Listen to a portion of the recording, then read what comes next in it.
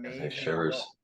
You got the shivers, eh? Yes, me too. Class is in. Class is in. We just heard the bell. So 11:45, as promised. We are here with Michael Matheson. My name is David Arsenault. I'm the founder and executive director of the Champions for Life Foundation. Thank you all for joining us today for the Champions for Life speaker series featuring Michael Matheson, who will emphasize the indispensable role of perseverance in achieving success and the transformative power of education in attaining remarkable accomplishments. Michael Matheson is an assistant captain and defenseman with the Montreal Canadiens. Michael is an established professional hockey player with a strong sense of family and community. Eager to be the best he can be for himself, his family, and his team, Michael is at the height of his athletic career while having his own family. As an ambassador for the Champions for Life Foundation, Michael says that being a champion for life means finding the love in what you do and being completely present in everything you do while helping and inspiring others. So we also have the pleasure of having Mr. Keith McKoy, a John Rennie High School teacher, 20 years now, teaching in the sports program here, who taught Michael Matheson when he was here at John Rennie High School. And so he's going to help lead the conversation about the perseverance. And what we're going to do is have a chat between the three of us right now for the next 15 minutes. And we're going to open this conversation up and we'll view your questions in the chat. So feel free to field them through there. You can raise your hand and we'll try to get to as many questions as we can live and in person.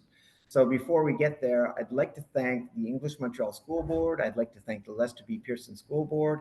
There's people like LP, Michael Cohen, Daniel Smajovic, pardon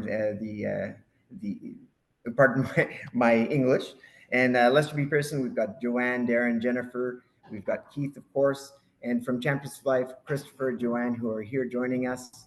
Thanks for setting this all up today. And without further ado, let's get going. Sure, no problem. So I'm going to try to do my best not to call you Mikey because you are Mike now, but we'll start with the questions. It's really good seeing you, Mike. It's been a while. And before we do start, I just want to tell you how proud I am of you and your accomplishments. I do know most of your story because we have kept in contact over the years. So we are going to open up your story to the people who have decided to Zoom with us today. And we got a series of questions we're going to ask you. So we'll start with the first one. You grew up in the West Island, but can you expand onto where you grew up in the West Island and your neighborhood and your city and some of your life in the West Island? Yeah, I grew up in Point Claire. My parents are still there. My brother's there.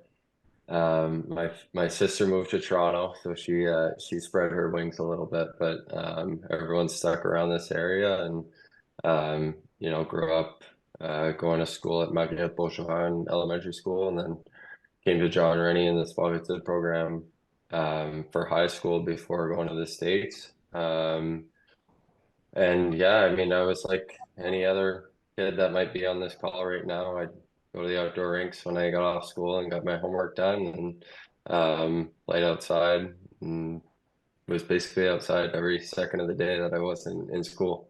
Wasn't it your dad's shed in the yard had quite a few puck marks in it, if I'm correct, right? Oh yeah. He had to replace the garage door a few times, and one time he had just replaced it, and my brother and I were out there practicing our shot and missed the net and got the brand new garage door, so he wasn't very happy about that. You touched on your education. You did mention John Rennie High School, but if you can you expand a little bit, Mike, on your journey through John Rennie and then afterwards, once you left? I remember you going to Dubuque and being part of that community college, and then you moved on afterwards to NCAA hockey. Can you expand on that, please? Yeah, so I like I said, I went to Montreal Elementary School, and I thought that was really important being a kid from Montreal to learn, even though my first language is English and grew up in an English family, that it was important. I mean, obviously at the time I was a little young to be thinking about that, but my parents knew that it was important to learn French. And so once I got to high school in grade 7, I felt like I was a little behind on a lot of the English parts of learning, and that was an adjustment in grade 7 to come in and memories. Sorry, can't be avoided. Yeah, can't be avoided. And so then, yeah, through my 5 years at John Rennie, I learned a lot as to, judging, managing time and managing being able to do your best in school, but also do your best in your sport and not letting either one of them slip. And that was very important to prepare me for college in the States afterwards, where, at that point, I'd been drafted into the NHL and definitely wanted to prepare myself and my hockey career to make that jump from college to pro hockey. But knew that ultimately, I'd be lucky to play a few years in the NHL if that, and knew that it wouldn't necessarily last forever. And so I wanted to make sure that I had a great backup plan for when that ultimately came to an end. And so that's why it was important to continue working hard at my degree at Boston College, and which I ended up finishing in 3.5 years there. So that was very important. You studied psychology, right? Correct? Yeah. Do you think it's helped you with your career? I think so. I think it's always, the reason it interests me is just because it was a lot to do with my hockey career, and the fact that you always hear the cliche, the game is 30% physical, 70% mental, and so that saying really interests me in psychology, and I think learning that much more about it and now having a degree in it has helped me a lot.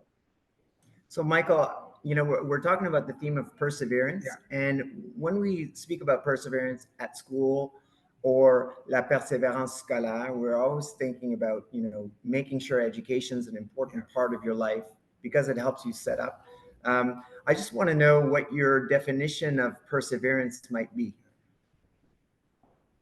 I think it can come in a lot of different forms. I think ultimately perseverance is having some sort of obstacle, however big or small, and being able to push through that. And that can come in so many different situations throughout your whole life, throughout your day. And so it can be very small or very big. And it ultimately comes down to when you kind of get hit by a little bit of resistance, where maybe you're not good at the certain thing that you're trying to do at that time, or something staying in your way to be able to accomplish that task in a timely manner. Do you give in, or do you keep pushing forward and find solutions to that problem to be able to accomplish it? It's so good because we can have big goals, but we also have small goals, right? And having that reflex of pushing through and trying to break those barriers is so important, whether you're an athlete or a musician or a parent, whatever it might be. So we know where you ended up in your career, and there's a question here. I was really curious to see what you were going to say. So you were growing up in the West Island, going to John Rennie High School. What was your actual career plan before hockey? Did you have one, or was it always going to be a professional hockey player? It's funny enough, when I was at Montreal, in grade 6, we had a project that we had to pretend it was called Retrouvailles 2024. So, what would the English word be? Reunion. Like a gathering. Reunion, yeah. Yeah, reunion. So 2024 reunion. And it was basically write a paper about what you think you'll be doing in 2024. And I wrote that paper and said that I'd be playing for the Montreal Canadiens. No way. That's amazing. And so, I mean, I can only imagine the amount of kids that have grown up having that goal and dream, and maybe it's more of a dream than a goal. Yeah. And that's great to continue to work towards your dreams and never give up on them. But I think I was pretty realistic through that whole time, knowing that, yeah, it's a dream, maybe more than a goal. I'm going to do everything I can to accomplish it, but I'm not going to say give up on everything I'm doing in school and throw in the towel in school thinking, oh, I'm going to be a NHL player, you know? And so that's what drove me to go to the States and go to college and play there so that I could keep pursuing my academic career too. But I was one of the lucky few that my dream came true. Along the way, I'm sure you hit a few difficult roadblocks and obstacles. Can you share a couple with the kids that are watching? Definitely. I think we'd be here all day if we talked about every roadblock that I've been through. Nobody's path is straight, right? Everyone's path is constantly meandering. Exactly. Yeah. Yeah, and there's always times where you start wondering whether you're even heading on the right track or whatever the case may be. And so, I mean, I mentioned my first year at John Rennie, coming from a French elementary school, that was really hard to all of a sudden be expected to be at a grade 7 English level in writing and all that, and absolutely not being there. So that was definitely difficult. You know, I think of my college career in the States. At that point, I'd been drafted in the first round in the NHL draft, and so I had a good sense that I might not stay in college all 4 years just because of hockey, but wanted to make sure that I still got my degree, and so I would stay each year after the season ended and after our school year and finals ended. I'd stay in the summer for another semester, and then my junior year, which is your third year out of 4, I overloaded my course load, so I took 6 classes instead of 5 to get an extra class in, and did the same thing that summer, even though I'd signed my professional contract to start my professional career, and then did an independent study during my first year pro to finish my degree. And so I think at that point it would have been very easy to kind of say, you know, I signed and I've made a bit of money, I'll be okay. You know, things are looking up for my career. But it was important to me to continue on and to finish that. So the touch off Boston College, I remember when you met Emily, when I asked you about Emily, the thing you told me was this. You said she's a better skater than I am. So I remember that. She still is. She still is, eh? So the question really comes back to Emily was the captain of the Boston College female hockey team. And we're just more curious to see like how your relationship developed through hockey and your family together today. How's it going? Yeah, so we actually met in philosophy class at Boston College, and um, you know, long story short, we started talking and would study together and stuff like that, and we were more friends first, and then we started dating a little while after that, and you know, I would go watch all her games, she'd go watch all of mine when if we weren't traveling or playing on the same day.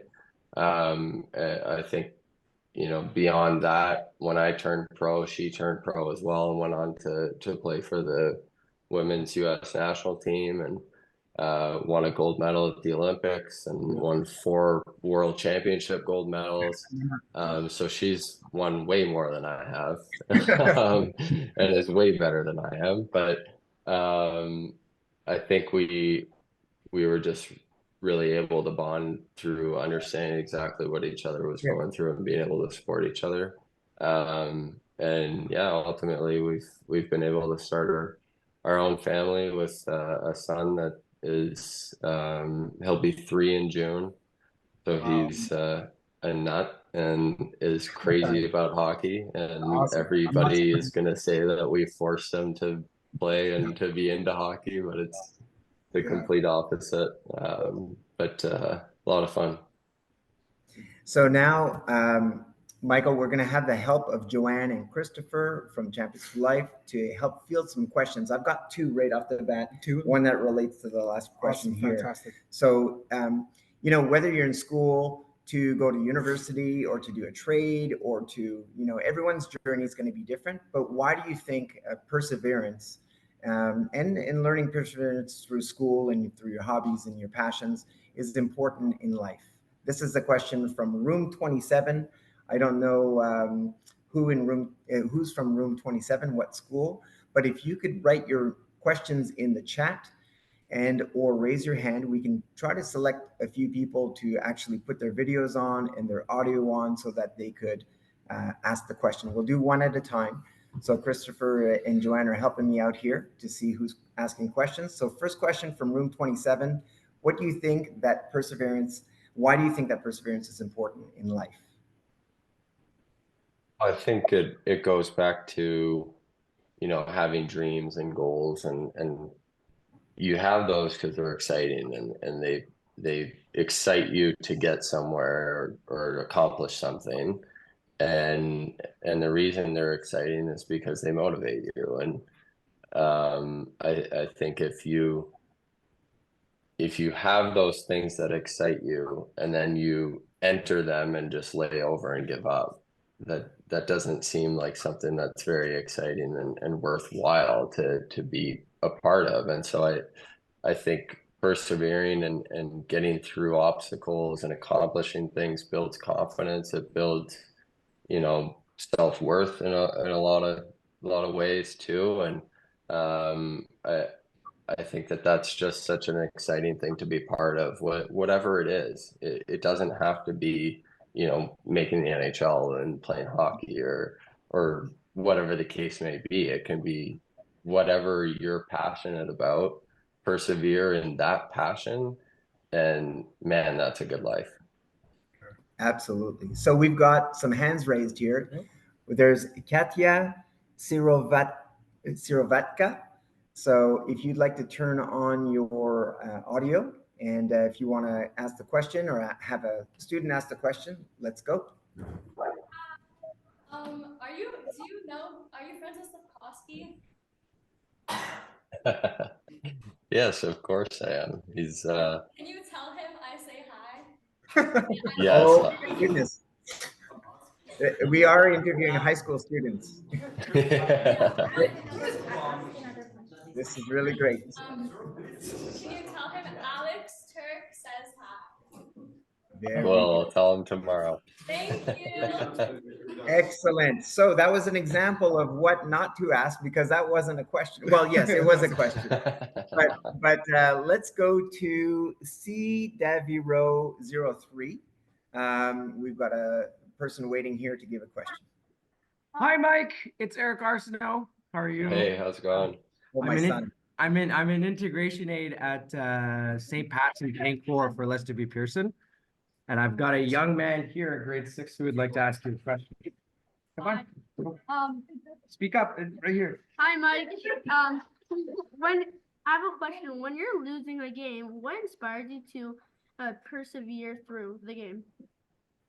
That's a great question.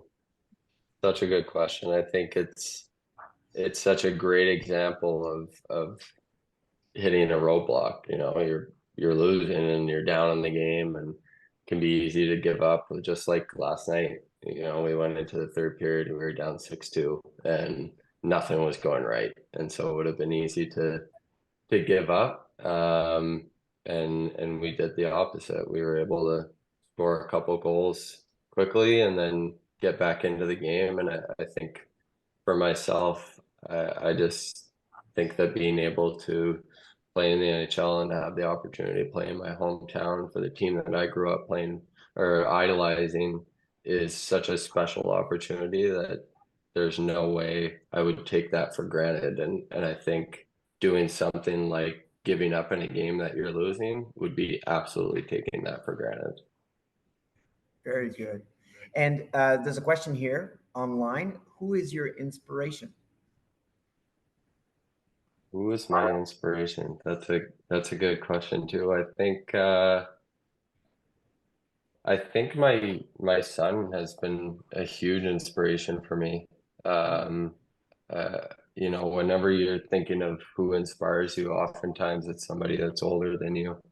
And I've definitely had people that that I've looked up to my whole life, and in the way they do certain things, and tried to learn from them. But recently, you know, he's almost 3 now, so in the last few years of having him in my life, he's been a huge inspiration for me to not only, you know, be at my best on the ice and try to, you know, make him proud in that sense, but I think more importantly, be the best person that I can be the best father I can be the best husband I can be to his mom. You know, I think he's been a huge inspiration in all facets of my life. Really good, really good. And so we've got a few, well, like there's a ton of questions, Mike. If you could see the chat, it's firing up. Yeah. And so we won't be able to get to everybody, but let's go to Alana B, the class of Alana B. So, hi there. So we have Hi. a grade 6 student who has a question for you. We're from Edward Murphy School. All right, so hi, my name is Roman. I actually have a Michael Matheson bobblehead in my room. So, Oh, that's awesome. and so I have a question for you. What's your favorite part about being in the NHL or being in the Montreal Canadiens? My favorite part, Yes. I would say, to be very specific, it's the second that we get to step on the ice when they're playing Dream On, the song they always play before we come on the ice for the game. It's always been that song since I was growing up, and you know, I'd be lucky enough to go to games maybe once a year when I was your age, and I'd always get goosebumps when I was there, and so that always brings me back to be the one that is stepping on the ice as a Montreal Canadian. Thinking back to when I was your guys' age and going to games and idolizing that team, that specific moment is one of the ones that I love. Thank you. Thank you. Some very rapid fire questions. So how old are you now, and how old were you when you started playing hockey? I am 30 now, which is tough to swallow. And I started playing hockey. I was chasing my brother and sister around, so I was on skates, you know, 2 years old probably. Amazing. A trick question. Who's your favorite teammate? All of them. There we go. Good answer. Good answer. Good answer. And then how many hours do you devote to hockey? You know, and let's call training and preparation and all that included. Per day? Yeah. Let's talk maybe just physically. I'd say on a game day, you know, not including the game, probably 4 or 5 hours. Wow. Yeah. 4 Plus hours the- probably, plus the game. Plus the game, plus all the other obligations, and plus being a father and a husband and a brother and a son and a friend. Amazing. Now, David, can I jump in and cluster 100. some questions together? So, Mike, Yes. there's a lot of questions about the challenges of hockey. So, what's the hardest team you've played against? What are some of the challenges with hockey? So, I'm going to make this a two-parter. So, the first one is, what are some of the toughest teams that you've played against, and how do you use perseverance to kind of get through? That's. I think. Do you want to continue, or do you want me to answer that part? Go ahead and answer that. I think the toughest teams to play against are the ones that are the best team. There's certain teams that have great players. I mean, every team has great players, but I think the ones that really make your life difficult are the ones that are the best team, and that every single guy on the team plays the way they need to play. That makes it really difficult because the connection they have amongst themselves makes it really hard. And the second part is, how did you balance going to school and playing hockey when pursuing your dreams? Well, I think a lot of that comes to the people that you surround yourself with. You know, I think especially going through those high school years, it's a difficult time. I look back on it, and it was really not an easy time for me personally, anyway. There's a lot of social pressure where you're trying to kind of figure out where you fit in, and that can be really difficult and time consuming, and especially mentally draining. And I think I was able to push that to the side sometimes and realize what was important, and that was, you know, making sure that I was taking care of those two things, and continuing to surround myself with people and friends that felt the same way as me, that was their what they felt like was important, and that drew me closer to those types of people. Amazing. Well, let's go with the class of Tara Fogel. Here we go. How did you feel after a big loss against an easy or a hard team? I didn't hear the first part of the question. How does it feel after a loss against a hard or an easy team? Well, I think that's a great question. I think both are frustrating. I think the so-called easy team, which I don't think there's any of those in the NHL. I think every team's pretty good. But then maybe the games that you're expected to win, those are frustrating because you're expected to win, and maybe you didn't persevere enough in that game. And then the losses against the good teams, you feel sometimes like you did persevere, and you feel like maybe you deserve the outcome because of how much you persevered, but you didn't get it anyways. And so both are frustrating in a different way, but both require you to kind of just pick yourself up and accept it and learn from what you could have done better and move on. Fantastic. We've got about 3 minutes left. So let's go to Mrs. Melissa's class, and then we'll go to Beacon Hill 501. So get ready. Melissa, yeah. Melissa. Or let's go to Beacon Hill 501. If your hockey career didn't work out, what would you have done? Good question. It's a good question. I'm still trying to answer that one. Not a teacher. I'm not sure. Like I said, I studied psychology because it was something that always interests me. And you know, regardless of whether I had been a hockey player or not, sports have always been a passion and something that interests me. And so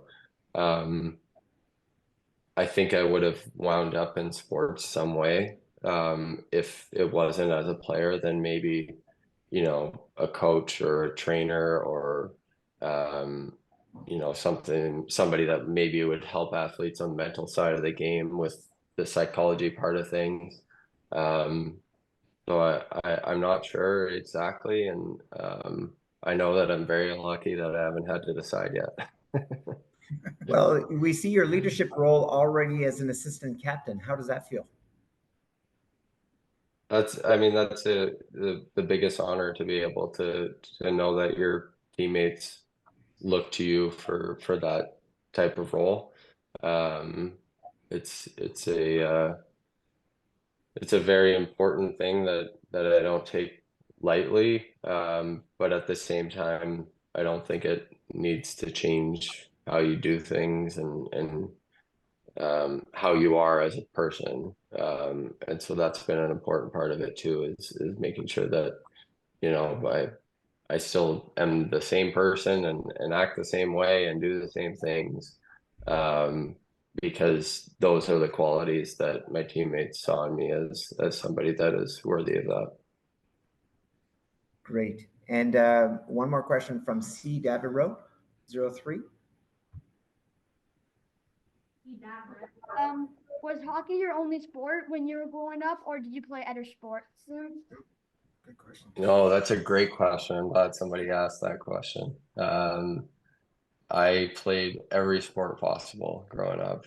I did soccer, I played football, I swam in the summer, played golf, you know, and that's not even including all the stuff that we'd play in the park and all that with my friends. And I think that that's a huge part of growing up, is getting away from hockey, if hockey is your sport. You know, put the equipment in the garage for a little while in the summer and get away from it, go try other things, go see if there's passion somewhere else too. And know that then the excitement will be that much higher when you do go back to maybe your favorite, you know. Amazing. Mike, before we give the final word, I'd like to thank you very, very much for your generous gift of time. Time is, you know, how we spend our time really counts. And for you to give the students some inspiration and talk about perseverance, someone who's climbed so many ladders, and I'm sure will continue to climb ladders throughout his whole life. It's really inspiring, and thank you very much. I thank the Lester B. Pearson School Board, the English Montreal School Board. This was put on by the Champions for Life Foundation. I thank Mr. McKoy. My pleasure. Mike, at your request, you wanted Mr. McKoy to be here, so I think it's an honor to honor a teacher. And so, final words, Mike. What would you like to say to everybody? Well, I think first off, thank you to everybody that helped put this on, and to Mr. McKoy for being on. I really appreciate it. I think it's important for me to be able to do this because the age group that all of you are is one of the age groups that I'd say I struggled the most with up until now, and so I just hope I can kind of be a bit of an inspiration for you, that if you are having a tough time for whatever reason it might be, that to continue persevering. You know, Mr. McKoy was one of the people that really helped me through that time, and so I'd say that if you can and if you feel comfortable, lean on people that are around you. Mr. McKoy was that for me during my high school years. Your teachers are there because they love what they do and they care about you guys so much, and so be good to them and know that they're people too, and lean on them when you can. And so I hope that you know, even if it's just one person, that one person got something out of this and maybe is given a bit of a boost to continue persevering in whatever they're facing. Amazing. Well, the time went like this. We are again appreciative. Thank you everybody for joining in. Have a great rest of your day. Have a great weekend. And Mike, we'll see you through the screen on the ice, or if we're lucky enough to be at the Bell Center. So good luck. Awesome. And until the next visit. See you, Mike. Thanks, everyone. Audio on. Say goodbye. There